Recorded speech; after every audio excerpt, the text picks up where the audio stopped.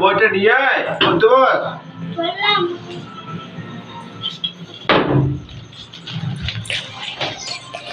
বাবা, তোমার একটা প্রশ্ন করবো, উত্তর দেবে?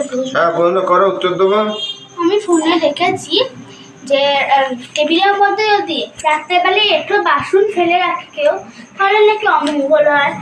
তারপরে জোড়া হাতে রাখলে নাকি অমঙ্গল হয়।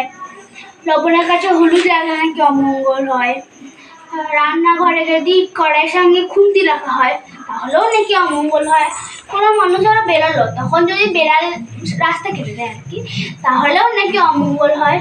তুমি এগুলো মেনে যাবো? এগুলো মোবাইলে দেখেছে। হ্যাঁ, মেনে যাবে। কিছু কিছু জিনিস মেনে চলতে হয়, এই আর কি। ও বাবা, বলো। এটা কোনোদিনও ফোনে দেবে না যে সন্ধ্যেবেলা পড়তে বসলে মেয়েদের অমঙ্গল হয়।